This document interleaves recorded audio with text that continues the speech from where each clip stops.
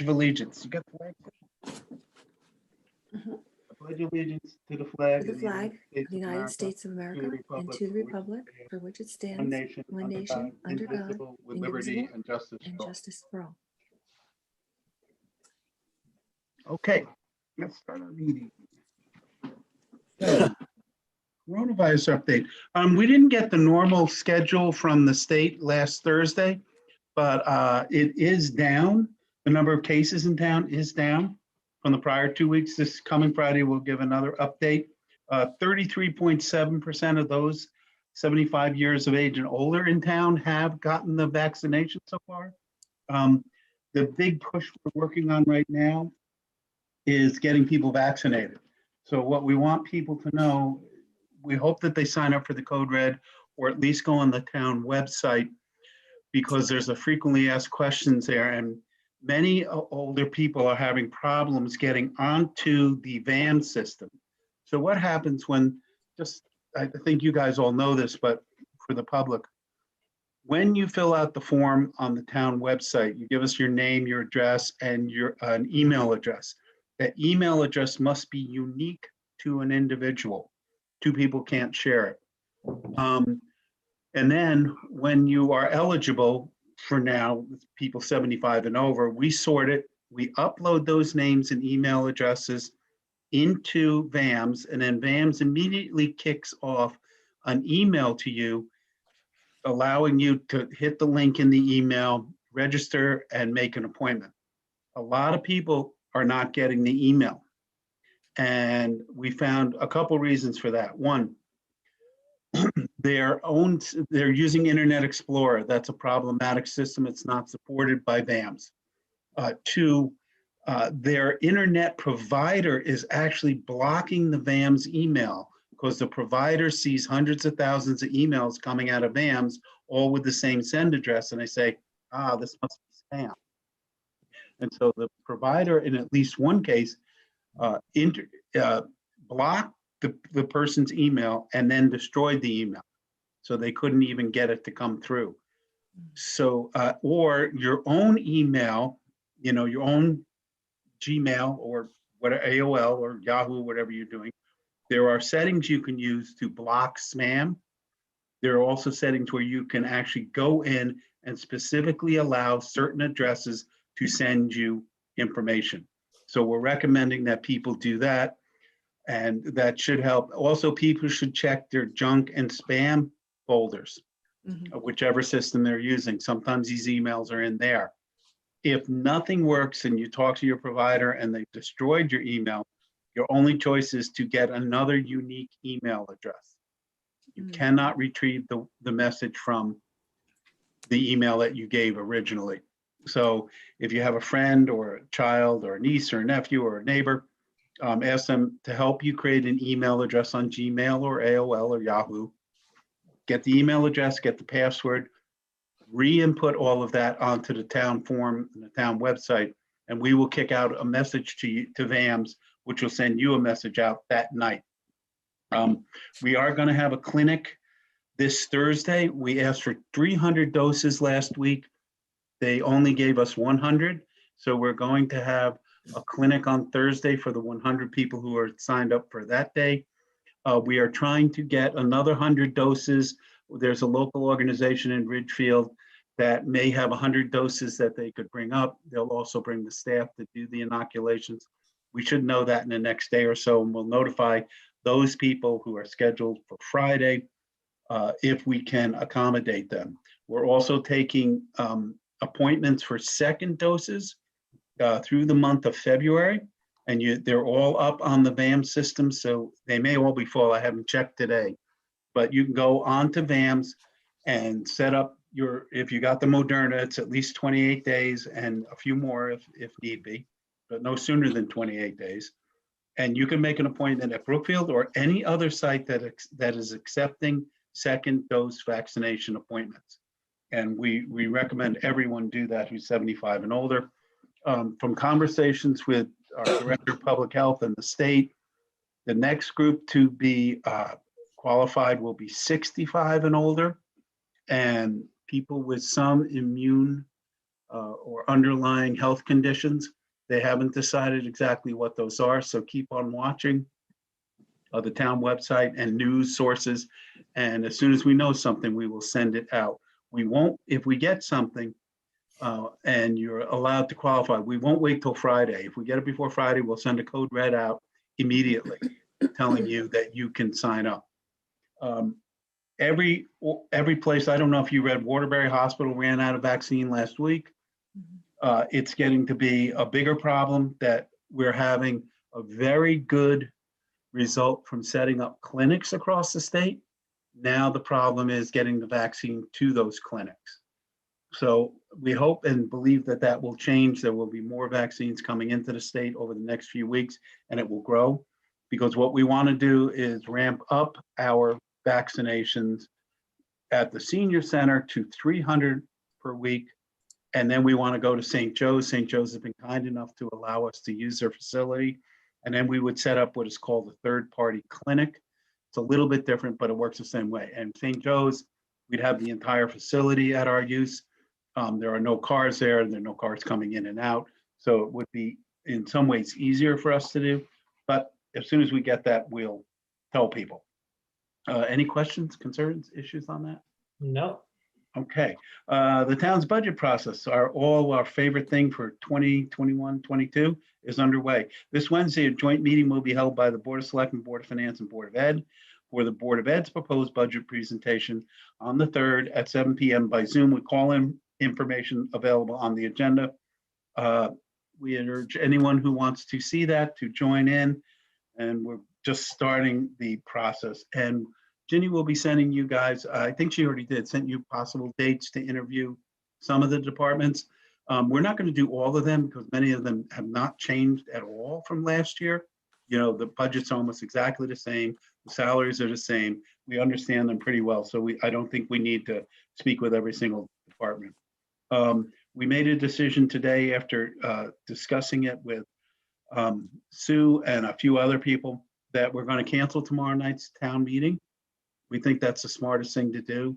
It's supposed to snow on and off through all day tomorrow. And I just don't think, and I think Sue, you agree with me, we'll put it off hopefully to next Tuesday. And Ginny will work on getting that up and completed, and, you know, posted and sent to the newspaper and everything. But we do want people to show up.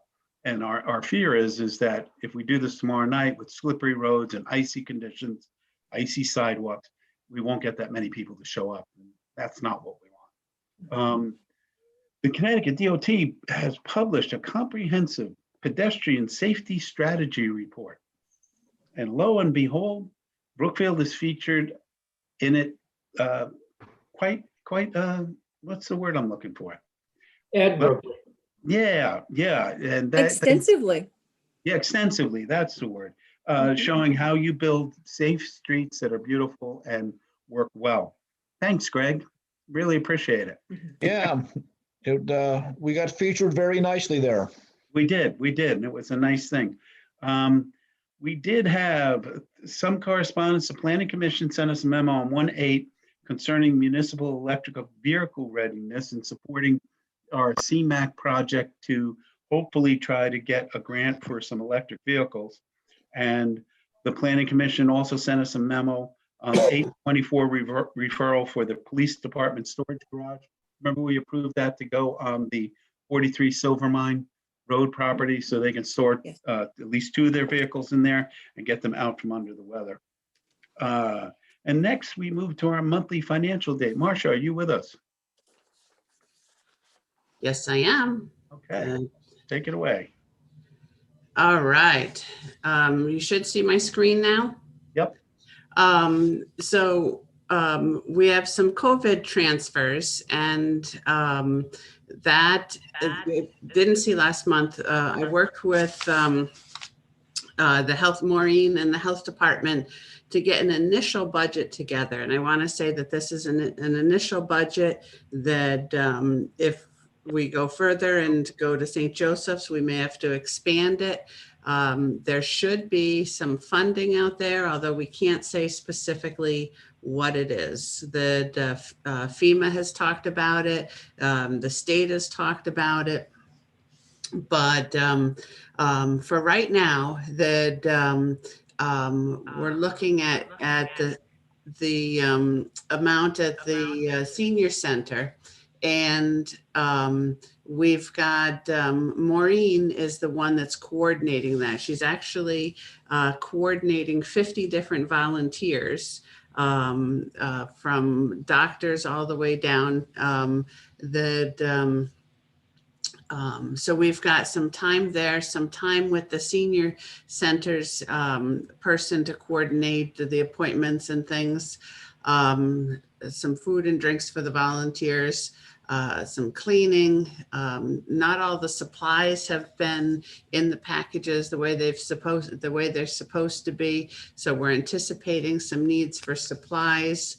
And we also have a lot of telephone calls that so right now we're asking from the COVID contingency a little under $25,000 that we're hoping to replace this with a grant paying for it. But until we know the specifics of the grant, that's what we're thinking. That we have the potential funding.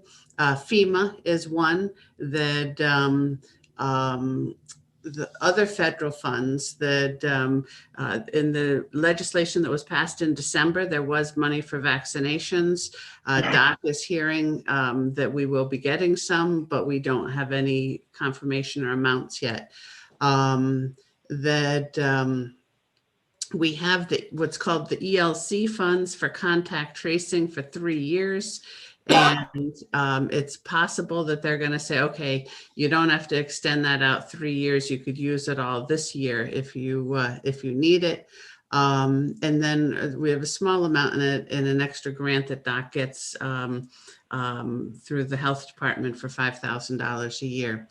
So those are the things that we're thinking about where we might get the money. But for now, we don't have that firmed up enough to put it in as a revenue. And again, this is just the initial part and doesn't include the expansion to the whole town, which could be large, depending on the vaccinations. Mm-hmm. So any questions on those things? Yeah, I would just like to say one thing. My understanding is once we go past the 65 and older and immunocompromised staff people in town, that they're just going to have open clinics that you show up and we'll tell you how many doses we have that day and give you a number and you just stand in line. That's the way they did it with the H1N1. So it may lower some of these costs if we do it that way, but we'll have to see. It's still up in the air. Okay. So that when we go to our summary, that we had $500,000 in our COVID contingency. We've taken a little bit out each month. Initially, I thought we were going to add $8,000 back this month from some money that we didn't use in the elections, but with adding the COVID contingency, we'll need another $16,000 if you approve it. So we would have used $169,000 and we'd still have $330,000 in that contingency. And we have to remember that contingency needs to last us to the end of the year and it's for the Board of Education as well, which we'll talk about in a minute. But I would say we're still in good shape. Their latest shows that they might be $200,000 under budget, over budget. And then we look at the revenue. We were guessing, and this was a pure guess, of $198,000. We have received the coronavirus relief funds for last year for $124,000, for the first 6 months of this year for $123,000, the FEMA money, various elections and health grants. So we have received $371,000. So we are over budget on the revenue. And then we're still thinking that we've got some grant money that we'll get for vaccines, as we just talked about. We do have 7,400 that we did receive for vaccines, and we have the commitment letter on that. There is more funding out there, and after this was sent out on Friday morning, on Friday afternoon, the Board of Ed got a letter saying that they'll be getting $320,000 as their allocation from the federal money from that December 22nd bill. The thing to be careful about is, could we take that 320 and apply it to their 220 that they're over budget? And the answer is it depends that on what they're over budget for and what the grant is going to be used for. But certainly 320,000 is going to be a great help. So that's where, if you approve that, that's where we'll end up.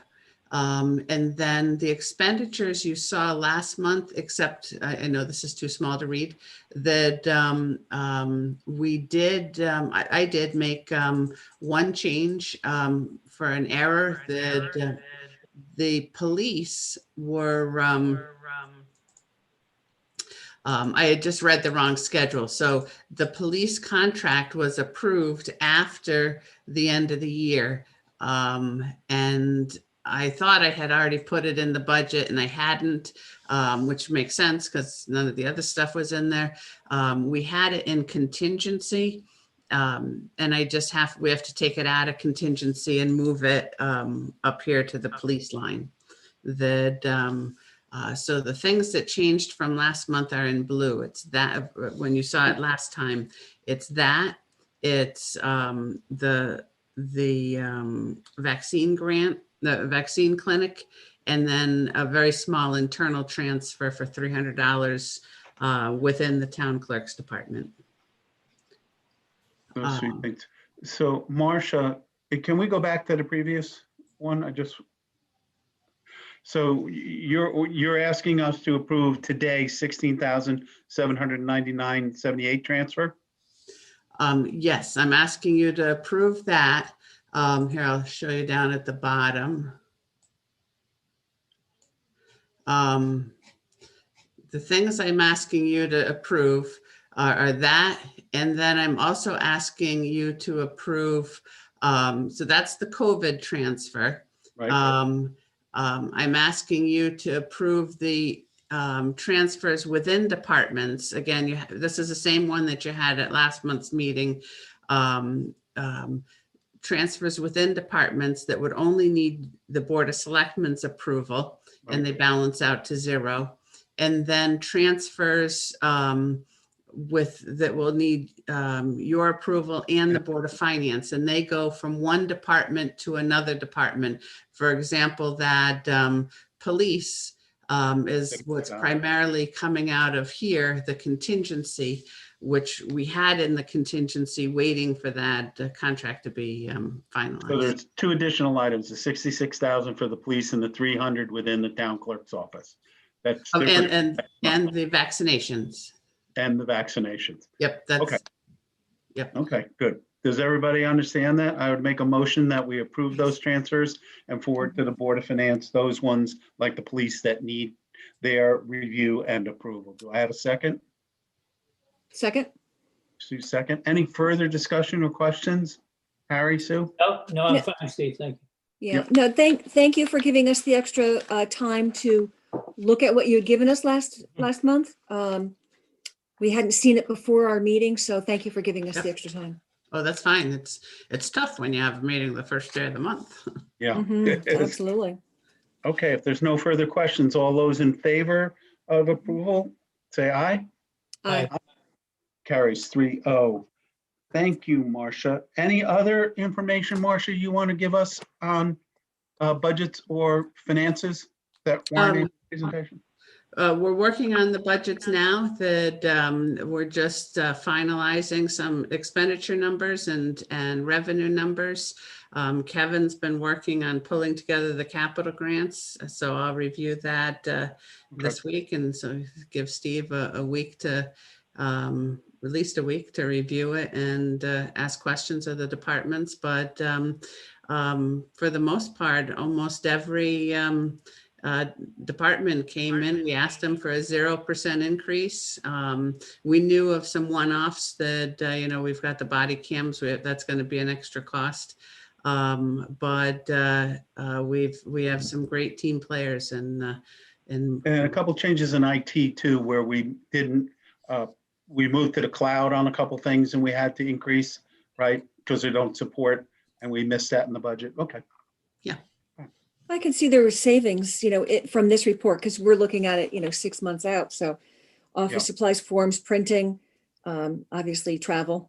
But I was going to ask you how we were doing on the salt savings so far, but I don't know if I should after today. We're doing really good until yesterday. Yeah. that's correct. But our guys have been out since last night. They pre-treated the streets. Because of the length of this, it's going to be 30, 36 hours. They have to go home, they do the shifts, then they go home, they take rest, they switch off. So we're going to be using a fair bit of salt on this one. They're doing a great job. They've been up and down my road a couple of times. So kudos to them, please. Yeah, I just wish somebody had done my driveway, because we ordered from Costco, right? Not thinking on Sunday. They delivered today to the bottom of our driveway about 150 pounds of groceries, which we had to hump down the driveway and trudge back up. We got a good workout today. That won't make that mistake again. Okay, so we're going to move to our new item of the Police Department Outside Services Fund. I'd make the motion that the selectmen approve the Police Department request in the amount of $20,000 from the Outside Services Fund to hire a consultant to evaluate and make recommendations for the capital upgrade or replacement of town-wide emergency radio system hosted by the Brookfield Police Department, and forward that to the Board of Finance for their review and approval of the appropriation. Do I have a second? I'll second it. Okay, Harry, second. Any questions, concerns, issues? Steve, do we have any idea the duration of the study? For the 20 grand? How long? My guess is, Harry, and it's a guess, is 4 to 6 months. It's pretty involved because they've got to talk to police. We're going to talk to Public Works. Remember, we're going to talk to the schools. They are also connected to our radio system. We have to talk to both fire companies, and they're going to try to come up with one solution that works for everybody. This is going to be a very expensive project, so we want to make sure that we do it right. Thank you. So 4 to 6 months is my guess. We're not in a super rush, but we certainly want to have it ready before next year's budget season if we have to discuss it. Okay, if there's no further questions, all those in favor say aye. Aye. Carries 3-0. And there, Greg, this is why we brought you here. Greg is here to answer any questions. So you remember we were going to possibly approve a grant for CMAQ. Let me make the recommendation, then we can discuss it. I make a motion that the selectmen approve an appropriation in the maximum amount of $250,000 with a town match up to not to exceed 20% or $50,000 of the total cost of the purchase of electric vehicles and charging stations to apply for an application for the Congestion Mitigation and Air Quality Improvement, CMAQ they call it, program guide and procedures for Connecticut's MPO rural COGS, and forward to the Board of Finance for review and possible approval. Do I have a second? Second. Second. So this is, Greg, you're probably better at this. Would you like to give us just a quick overview of what the program is again? Yeah, just as Steve said, Steve and I received an email a couple of weeks ago, and it's a regional application. We're not doing this one-off as a town. So we had a conference call, a Zoom meeting with all the other towns in our COG, and a presentation was made about this program, and at least 10 other towns are joining us in this application. And I believe someone in New Milford is going to be the head applicant coordinating this application. It's a federal grant. So this is going to be, as with all federal grants, very complex and take some time. So the real work over the past 2 weeks has been trying to decide which vehicles do we replace and which vehicles would we bring in, what EV vehicles would replace them and serve our need. And that's been the challenge over the past couple of weeks. So with help from Ralph Tedesco and Alice Dew, and of course with Steve and Jay Purcell, we identified 5 vehicles that we I think are good candidates to replace with EV. It's a combination, and Dan's going to put those 5 up. Here they are. And you can see they're anywhere from 2007 to 2014. And this is the information that they've required of us. You'll notice one is a police detective's vehicle and the rest are in the municipal fleet at Town Hall. The reason why we selected these 5 were that many of the uses in town require either a SUV or a pickup truck or 4-wheel drive. And there are no 4-wheel drives available, at least now, on the list they gave us. We do think this all-wheel drive can be replaced with an all-wheel drive that we'll talk about in a couple slides here. So these are the 5 we've identified. The one catch on this whole program is the requirement of the federal grant has got a made in USA stipulation. And right now, the only made in USA EV vehicles are Teslas. But only one of those models is an all-wheel drive. So our idea was to replace 4 of those 5 vehicles with these 4 EVs. So it's a Chevy Bolt, a Mercedes E-Sprint, and a Tesla 3, which is the all-wheel drive for the police detectives' use. Yeah. And then the last tab on this is the charging infrastructure. Since we are recommending that one of the vehicles be a police vehicle, we'll need a charging station at the police station, and we'll have 2 of 2 different voltages at Town Hall. So this is what we think we can do for $250,000, of which 20% will come from the town's contribution. This is very early in the process. It's going to take some time to get through this with 10 other towns, but that's where we are. Yeah, and it could change. Greg was kind enough to actually check, do we have enough power at Town Hall to be able to do this? Because this is some significant voltage. And we have, what do we say, Greg? We're using just a little over half of our capability now. So we do have the power. Yeah, there's 16 or 1700 amps serviced into the town's main feed. And right now we're using about half of that. So there's plenty of room at Town Hall, and we believe plenty of room at the police department to come off of the bus station, the power station, and provide power to those charging stations. So besides being, eco-friendly, these cars cost anywhere between $32,000, $33,000 and about $40,000, maybe a little bit more depending on what you pick and the options. So we could get a brand new cars for $8,000 and also get the grant to pay 80% of installing the charging stations, which can get expensive. They range anywhere from $3,000, $4,000, Greg, up to $50,000 for the super high fast charger, which we're not going to get because we can't afford it.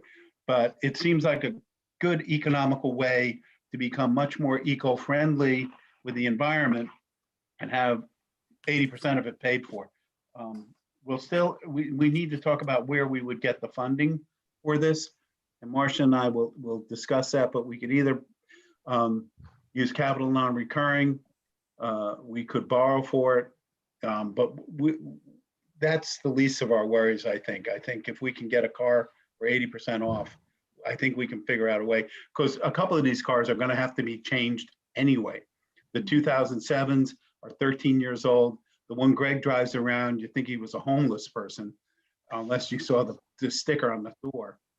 So I think it's a good idea. What's the time frame on this? Oh, good golly. They haven't said. Again, we're very early in the process. This could be a year away. You know, knowing the federal We- government, at least. And we, Steve, there- I'm sorry, go ahead, Sue. I was just going to say, so it's a maximum of 250. So if we get less than that, then we would look at the cars and say, well, these are the 2 or the 3 that we would Yes. replace. Yes. Yeah, I think some towns are going for quite a few more cars, aren't they, Greg? I am not sure, Steve. I haven't talked to any other towns about what they're going to be submitting. By the way, the deadline for this information, those 3 tabs that we just showed you, that deadline is Wednesday. And then the COG is going to compile all the 10 towns that are in, and there'll be one big application representing all of us as one grant. Yeah. So when Sue, you said, what's the deadline? The deadline for submitting what I just showed you is actually in 2 Wednesday. days. And were we invited to do this? Because I know a couple of meetings ago, we had said, yes, we wanted to be considered, as a point on Route 7, to be Yeah, for charging stations. that was a related, but not exactly the same. That was becoming, signing a letter saying we believe in the electric charging stations. We want Route 7 going all the way north to be like 95 is, what they call an avenue, or what do they call it? An EV corridor. Corridor. So that you would work towards getting EV charging stations so people would come to your town, things like that. This was slightly different and separate, but the Westcog talk about it. And when we had our last meeting, we thought we might have a better chance of getting this grant if we did it as a Westcog rather than each town trying to do it by themselves. We can show we're trying to become part of that corridor, and 10 of the towns on that corridor are trying to get these vehicles. So they're kind of combined. They're separate programs, but they kind of dovetail nicely together. Steve, I believe we have over a lot of vehicles, town vehicles, I think over 100, I think, correct? Town vehicles. Is the plan to replace all with well, when I say all that are, feasible. I mean, I'm not talking about dump trucks and plow trucks, but I mean, is that the goal, to eventually replace all? It depends on what kind of vehicles become available, Harry.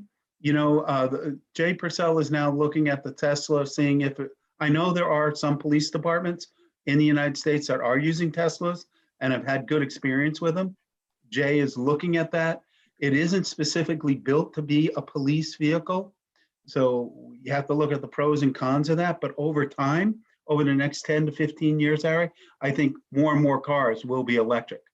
And you'll have a much better choice of cars, and it'll become much more efficient and easy to operate. Because remember, you're just changing electric motors, not transmissions and all those sorts of things. Yeah, I mean, my thought was, if it's not really feasible to be changing a lot of the vehicles, is it, and I'm not saying I'm not that I'm against this, but is it worth, 4 or 5 cars if that's where we're going to be, with 4 or 5 or 8 or 10 cars, being replaced?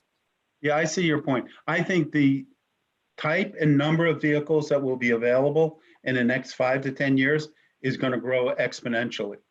And there will be vehicles, except maybe for dump trucks. Right. I mean, Tesla and a couple other companies already have semis that are battery operated, right? So I think you're going to see pickup trucks, you're going to see utility vehicles, you're going to see straight 4-wheel drive, and you'll never see a straight 4-wheel drive, because what happens is they'll put motors on each of the wheels. So it's a totally different technology, but it's the same as 4-wheel drive. Right. So it's obviously expanding, because I looked at the list, and every single manufacturer, you heard that GM has committed this week to be all electric by 2035.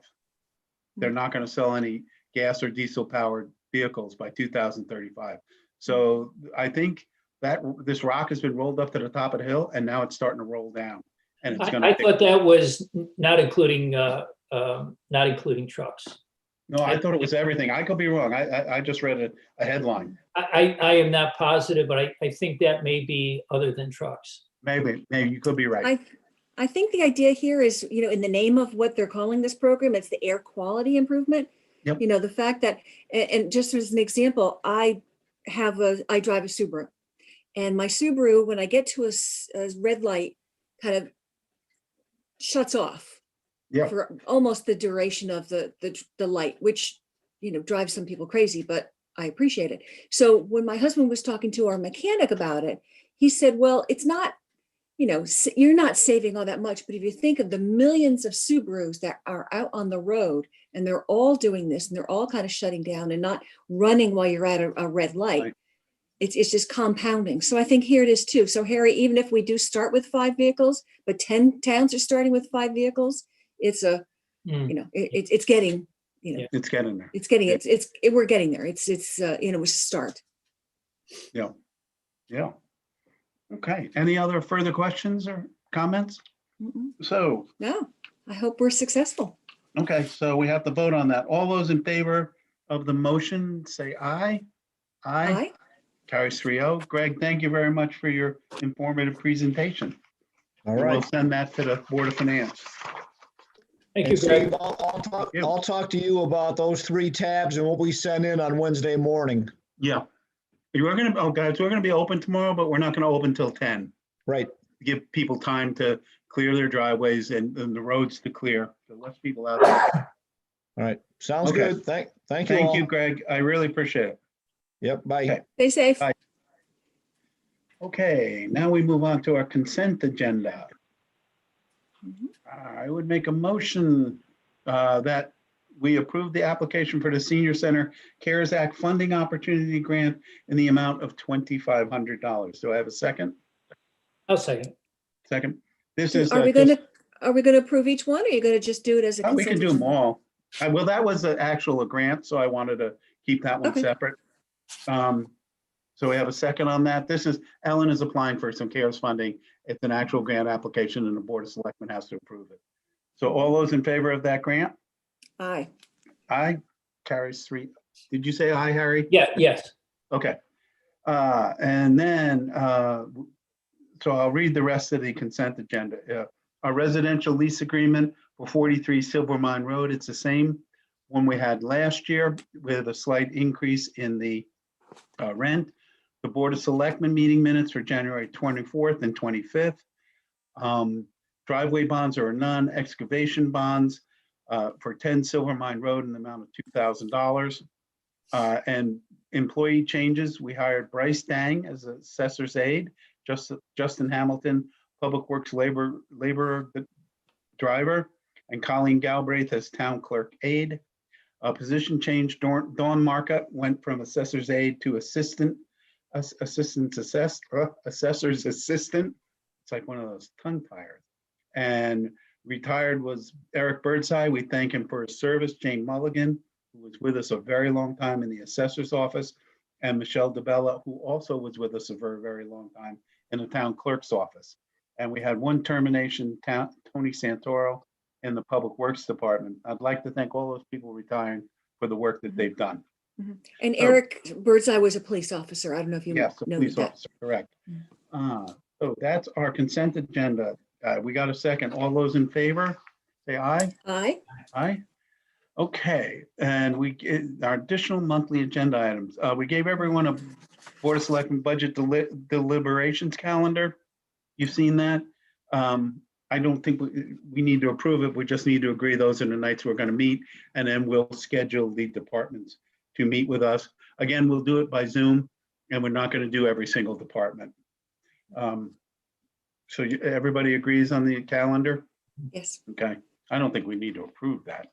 Mhm. Okay, appointments. I make a motion that the selectmen reappoint Mary Capiello, Christina Cumberton, and Jessie Pineda to the Library Board of Trustees for a new term of 2/1/21 to 2/5/24.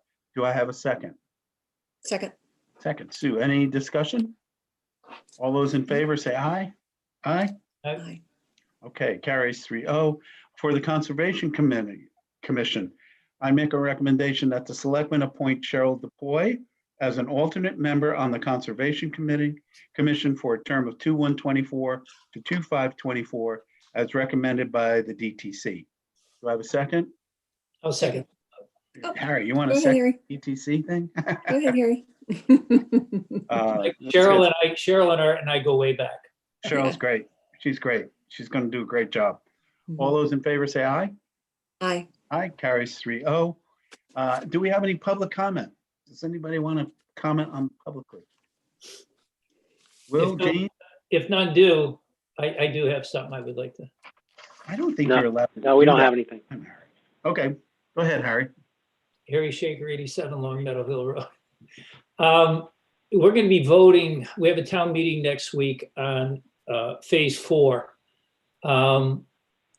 which is Four Corners and north to Newberry Village.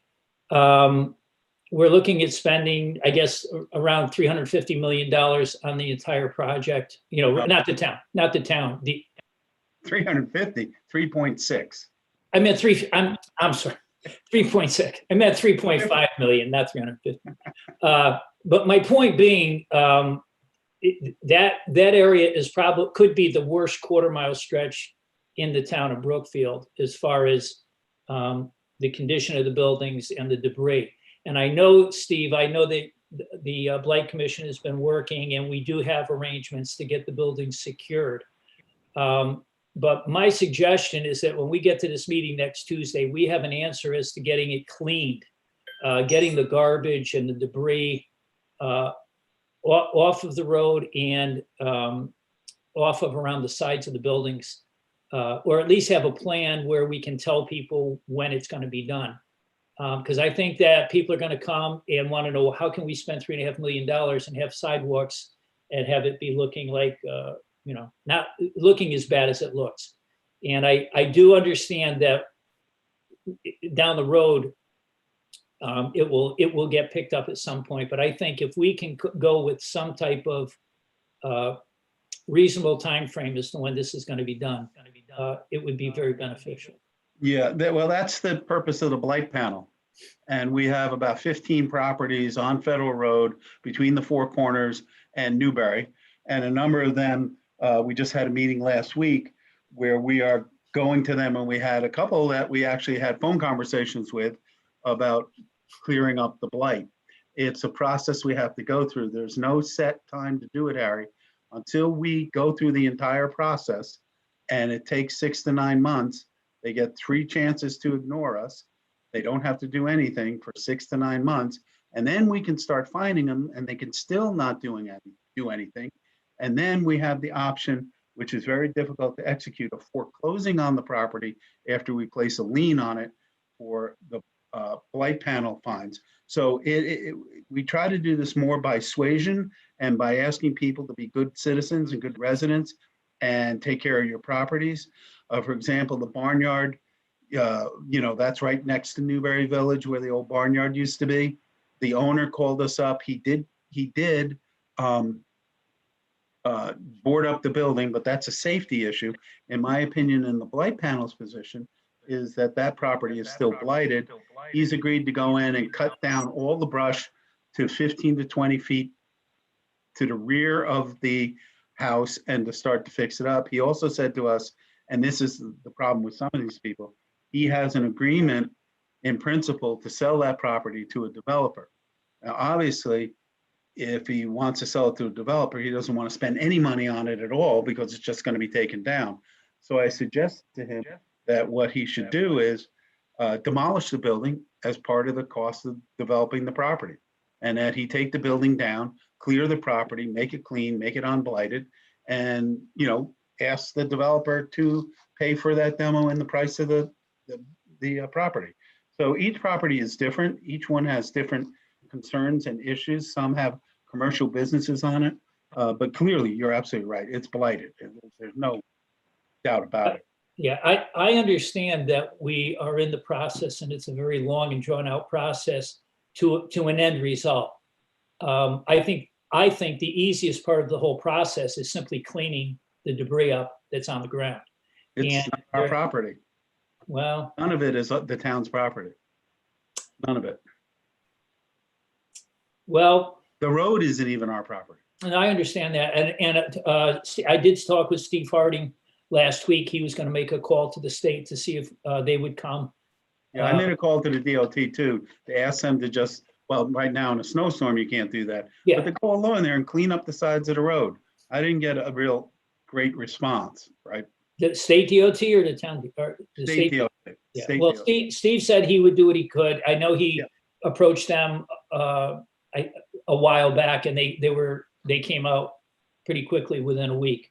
Yeah, they came and they cut the grass is what they did. Well, I don't know. Yeah, okay. Okay. I just think that there has to be something that we can do with the owners to get permission to go in and clean it up or something, but I think it's just, it's to the point where it has to be cleaned. I mean, we can't, I agree with you. You're but right, Harry. It looks horrible. it does, It so, does. okay, all right, well, thank you, Steve. but we have to follow the law. Well, we're not always. Well, Oh, You recommend somebody to clean up their property and you want to go in there and clean it up for them, I'd say, oh, more power to you. I'll help you. yeah, well, you probably could get it. Anyways, okay. I know we did talk about people going out and doing it, but your concern is there's so much broken glass and, Yeah, it's not like you could really get a committee Yeah. of people. It would Well, be dangerous. I'm sure in the spring, we could get the state to allow us to go along the sides of Federal Road and clean it up, and we could get Public Works out there. I'm not sure we want individuals picking up glass and syringes and, God knows what's along those roads. But I bet you the state would let us do it, our Public Works, and Yeah. at least clean up the sides of the roads. yeah. I'm sure they would, but can we bill them for it? Yeah, sure. All right, thanks, Steve. Oh, you're welcome. Will, Jean, do you have any comments or questions? No, we have nothing, thanks. Great. Will, are you available next Tuesday to possibly be our moderator again? Yes, I replied to Ginny and said I could do it. No Oh, problem. great. Thank you very much. Well, Ginny's ahead of me as usual. Okay. Is there any other public comment? Hearing none, I will entertain a motion to adjourn. I'll make a motion to adjourn. No. Two people making Harry, we motions. have to talk before our meetings to say Yeah. who's going to do what. So Sue made the motion. Harry, I'm going to say seconded it. All those in favor? Aye. Aye. All right. Stay safe, guys. We'll talk to you All soon. right, Oh, yes.